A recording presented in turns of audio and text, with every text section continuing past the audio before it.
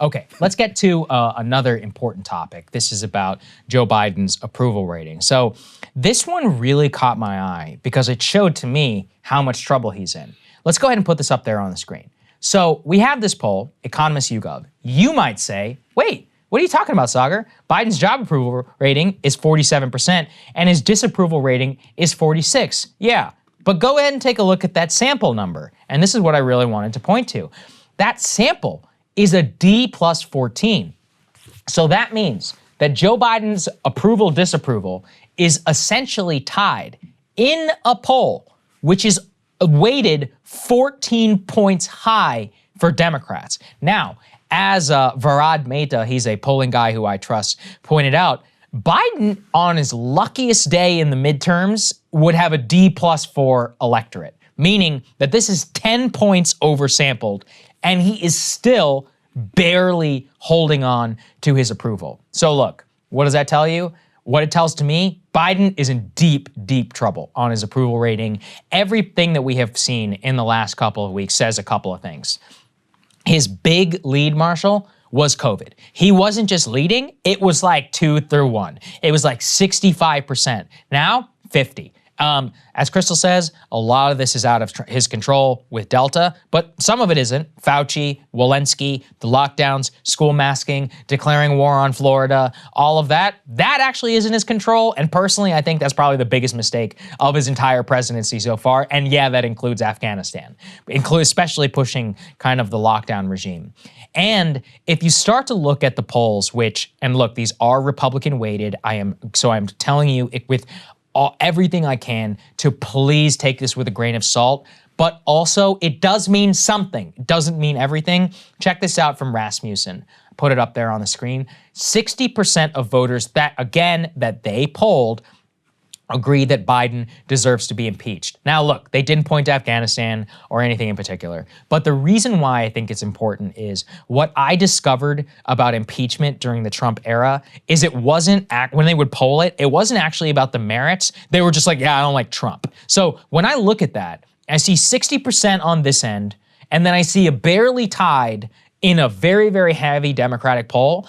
Truth is somewhere in the middle, right? Like I said, the Krystal and Saagar rule, add 4 or 5 or 4 to 7. So he's maybe 6-7 points underwater. That's a big problem. That's a big, big problem. And figuring out exactly why really is kind of the story of politics right now. Yeah, I mean, the key thing is, I think our shared unified theory of Joe Biden, why he uniquely amongst the Democratic candidates was the right candidate to beat Trump if you're a Democratic partisan, he was the normal guy. I think it's always so funny when, before Afghanistan, Republicans made the Grandpa Joe in his basement argument. It's like, actually, a lot of people are exhausted by politics. And actually, that sounds pretty good. People don't like how he's not hyper on. They don't like how he's always in the news. That was actually a really strong case for him. That strength turned into a weakness during Afghanistan. Because as you've discussed, as we've discussed, most of the population in this country supported ending the war. But for a variety of partisan reasons, both good faith and bad faith, a lot of people were like, wait, like this poll was terrible, and they did not like what they saw from Joe Biden at a presidential leadership level. It was very clear that this was not a man who was in his prime, both politically, physically, et cetera, et cetera, et cetera. It was a total disaster, and that is what drives it. And then when you combine this with lockdown and COVID going on, when I say normalcy, I don't just mean normalcy in terms of he's not in your face all day, which is, once again, I'm personally really enjoying it despite our business incentives here.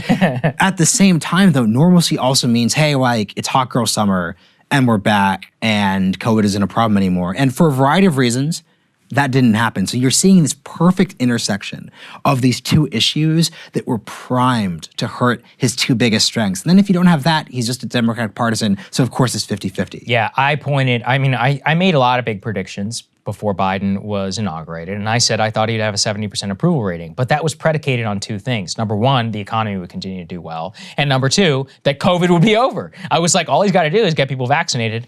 The biggest mistake that Biden made was, and look, you could think what you want around Delta, and maybe you agree with it, but I kind of read the mood as the country as people are done. People are totally over, and by bringing back and kind of acquiescing to the lockdown regime, to the the masks everywhere. And look, again, I know everybody out there, Saagar, you literally got COVID. You're right. It's also fine after a week. Is that you can point to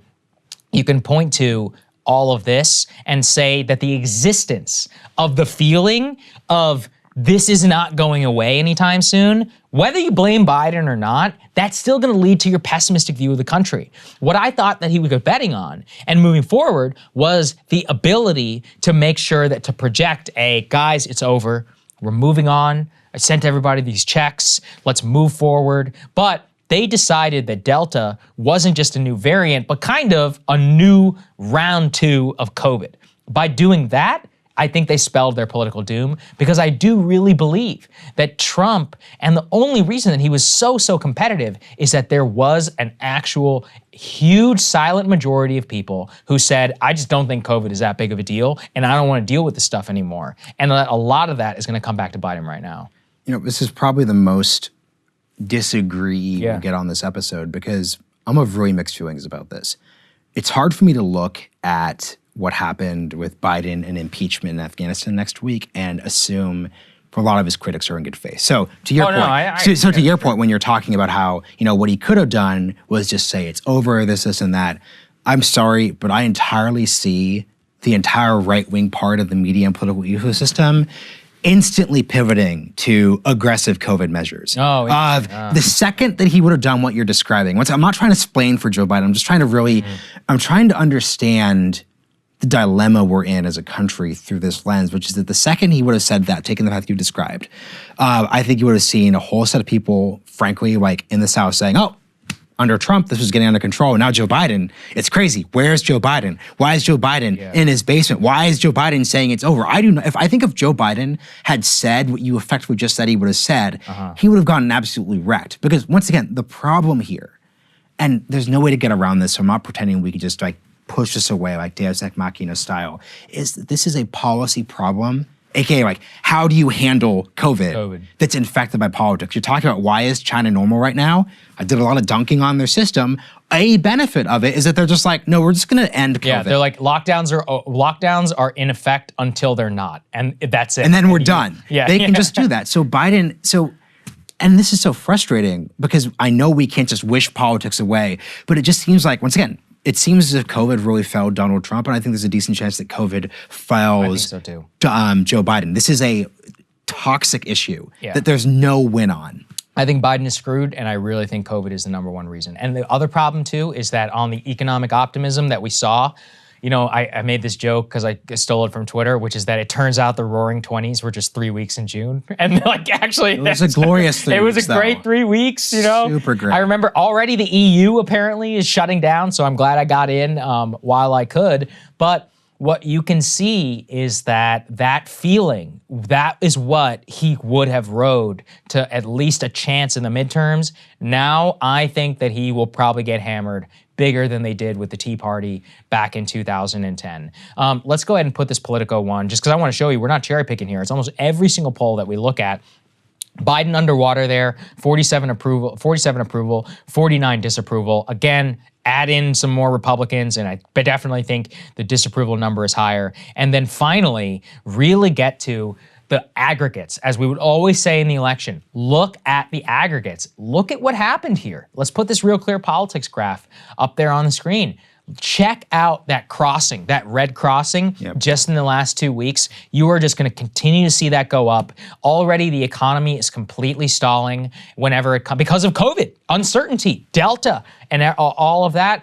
Add in the COVID disapproval number, then you add in politics, the culture war, and all of that, and you just have a very toxic mess that Biden is going to deal with from now on. And I personally think he's really screwed in 2022. So there we go. Hey guys, thanks so much for watching. That's right. Just as a reminder, you can become a premium subscriber today. Watch the full show completely uncut, our reactions to each other's monologues. You get to listen to it. You get to ask us questions, all that good stuff. Link is right there in the description or at breakingpoints.com. Best of all, great way to say screw you to the mainstream media.